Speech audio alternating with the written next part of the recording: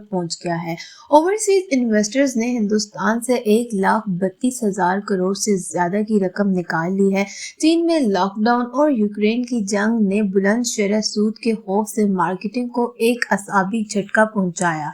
जब रुपए की कदर में कमी आती है, जो भी चीज हम दरामद करते हैं वो ज्यादा महंगी हो जाती है। अप्रैल के महीने में हिंदुस्तानी रुपए 75.4 के मुकाबले में 9 माह की कम तरीन सतह पर पहुंच गया। अमेरिकी डॉलर पिछले 3 हफ्तों के दौरान तकरीबन 4.2% गिरा है, जिसने उभरती हुई मार्केट की करेंसियों में हिंदुस्तानी रुपए को सबसे ज्यादा नुकसान पहुंचाने वालों में से एक बना दिया है। और फिर ये मजीद कम होकर 77.63 रुपए फी डॉलर पर आ गया है। जैसे ही ये हुआ तो रिटेल इन्वेस्टर्स में काफी खौफो हिरास फैल गया। लेकिन आप लोग जानते हैं कि हम में से अक्सर करेंसी की कदर में कमी के बारे में सोचते हैं कि ये एक बड़ी चीज है, लेकिन हम में से बहुत कम जानते हैं कि जब करेंसी की कदर में कमी आती है तो इसके साथ साथ फवायद और नुकसानात दोनों आते हैं। दर हकीकत बाज औकात बड़े ममालिक भी अपनी मईशत को बढ़ाने के लिए जानबूझकर करेंसी की कदर में कमी करते हैं। तो सवाल ये है कि ये कैसे मुमकिन है कि करेंसी की कदर में कमी वाकया फायदा मंद हो सकती है। ममालिक जानबूझकर अपनी करेंसी की कदर में कमी करते हैं और सबसे अहम बात यह है कि बतौर इन्वेस्टर हमें किस खास करेंसी की कदर में तब्दीली के बारे में कौन से असबाब सीखने की ज़रूरत है।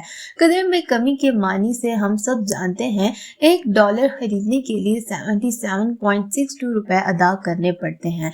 इसलिए कल अगर भारत इसे कम करके 85 रुपए मुकर्रर करने का फैसला करता है तो कहा जाता है कि INR की कदर में कमी की गई है, लिहाजा अब मुझे $1 खरीदने के लिए 85 रुपए अदा करने होंगे। ये एक करेंसी की कदर में कमी है। लिहाजा तकनीकी लिहाज से कदर में कमी एक ऐसी सरगर्मी है जो किसी मुल्क की मालियाती बॉडी की तरफ से सरकारी तौर पर किसी मुल्क की कदर को कम करने के लिए की जाती है। करेंसी एक मुकर्ररा एक्सचेंज रेट के अंदर है और आमतौर पर ये अमेरिकी डॉलर के मुकाबले में किया जाता है। और अभी जो कुछ हो रहा है वो कदर में कमी नहीं है, बल्कि रुपए की तलब और सप्लाई ऑफ रुपये की कदर में कमी है। लिहाजा ये यकीनी तौर पर जानबूझकर नहीं है। जबकि हम में से अक्सर लोग ये समझते हैं कि ये ज़वाल एक आफत है। ये नतीजा अखज़ करना इतना सीधा नहीं है, क्योंकि जैसा कि बताया गया है कि इसके नुकसानात के साथ साथ कई फायदे भी हैं। तो आइए इन दोनों पहलुओं को समझने की कोशिश करें। पहला मुल्क जो हमारे पास है वो चीन के अलावा कोई और नहीं है। कि चीन अब तक के सबसे बड़े ममालिक में से एक है और इनमें से एक जुर्रतमंदाना इकदाम जो इन्होंने किया वो 2015 में अपनी करेंसी को कम करना था। चीन ने इस इकदाम में अपनी करेंसी की कदर में एक बड़ी कमी के साथ दुनिया को चौंका दिया, जिसका असर सरमायाकारों और सियासतदानों दोनों पर पड़ने वाला था। अमेरिकी स्टॉक्स दबाव में आ गए जब रातों रात पीपल बैंक ऑफ चाइना की जानिब से युआन की कदर में तकरीबन 2% कमी की गैर मुतवक्का इकदाम के बाद चीनी मईशत कमजोर रही और मजीद कमजोर हो रही थी। इन्हीं पॉलिसी को ढील देने की जरूरत थी, जिसकी तवक्का अमेरिकी मल्टीनेशनल्स को थी कि इनकी कमाई को कमजोर युआन और US डॉलर की मजबूती से नुकसान पहुंचेगा और इस इकदाम से इन्हें कैसे फायदा हुआ। इसके लिए 2 वजूहात बयान की गई हैं, क्योंकि हम सब जानते हैं कि चीन अशिया और अजनास का एक बहुत मशहूर बरामद करनंदा था। ये लफ्ज़ी तौर पर मैन्युफैक्चरिंग की जन्नत थी, जिसमें पूरी दुनिया की 20 से ज्यादा मैन्युफैक्चरिंग खुद चीन में हो रही थी। लेकिन इसके साथ साथ अगर आप इस ग्राफ को देखें तो मुल्क की GDP ग्रोथ 2008 से बड़े पैमाने पर सुस्त रवि का शिकार थी। चनाचा बरामदात को बढ़ाने के लिए चीन ने जानबूझकर करेंसी की कदर में कमी का फैसला किया। तो अब सवाल यह है कि इस कदर में कमी से चीन को क्या फायदा होगा। $1 2015 में 6 युआन के बराबर था। 2015 में अगर एप्पल जैसी कंपनी चीन से 500 मिलियन मालियत का खाम माल डॉलर की कीमत में खरीदना चाहे तो इसकी मालियत $83.33 मिलियन होगी। लेकिन जब चीन ने अपनी करेंसी की कदर को 6.12 युआन डॉलर से कम कर दिया तो इसी कंपनी को सिर्फ $3.69 मिलियन अदा करना होंगे। इसलिए जब कोई मुल्क अपनी करेंसी की कदर में कमी करता है तो इससे दूसरे मुल्क की बरामदात की लागत कम हो जाती है, जो इसे आलमी मंडियों में ज्यादा मुसाबकती और पुरकशिश बनाती है। मिसाल के तौर पर वियतनाम, बांग्लादेश और इंडोनेशिया अपने जूते और टेक्सटाइल की बरामदात पर बहुत ज्यादा इन्हिसार करते हैं और ये बुनियादी तौर पर सस्ते मजदूर पर मुनहसर है।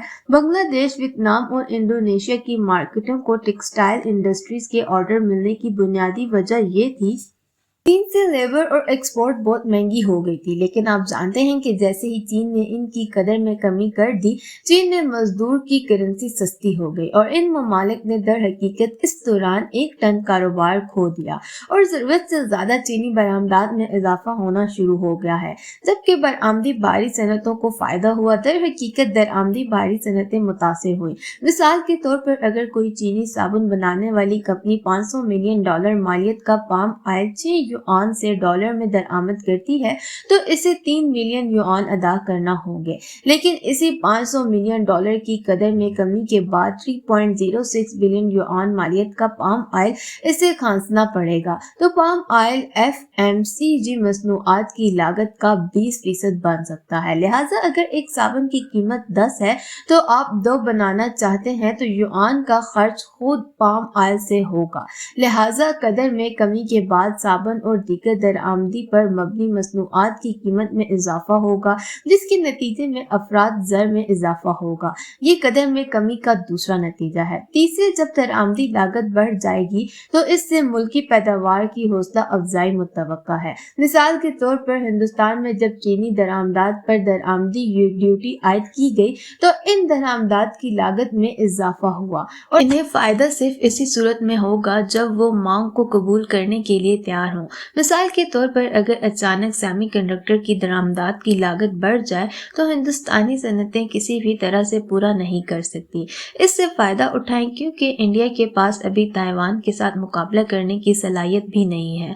लिहाजा ये कहना गलत होगा कि कदर में कमी बराह रास्त घरेलू सनतों को तरगीब देती है।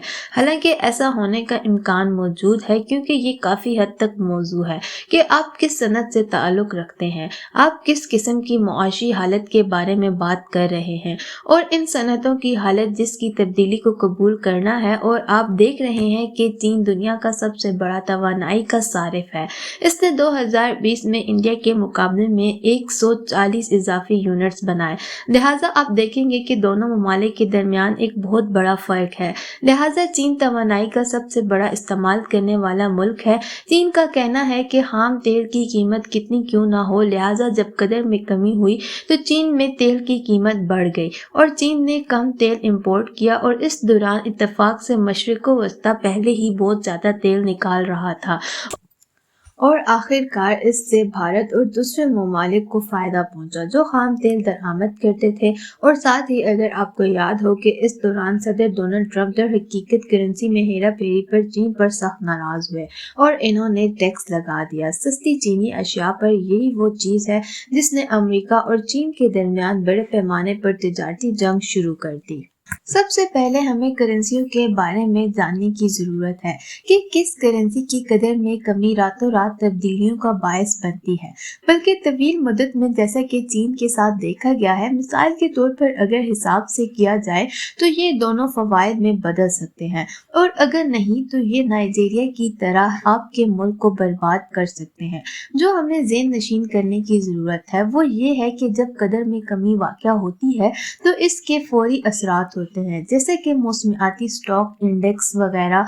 करेंसियों की कदर में कमी का सबसे बड़ा मनफी पहलू ये है कि इससे महंगाई बढ़ेगी और अशिया की कीमतें बढ़ जाएंगी। बिल्कुल वही तर्ज ज़िंदगी गुजारने के लिए ज़्यादा अदायगी करना पड़ती है। और आखिर में ये कि एक आम ख्याल है कि एक मजबूत करेंसी एक मजबूत मईशत पैदा करती है, लेकिन हकीकत में मईशत एक मजबूत करेंसी भी तैयार करेगी। अब तक के लिए मेरी तरफ से इतना ही। मजीद इस तरह की केस स्टडीज़ देखने के लिए हमारे चैनल को सब्सक्राइब करें। मिलते हैं अगली वीडियो में, तब तक के लिए अपना ख्याल रखें। खुदा हाफिज़।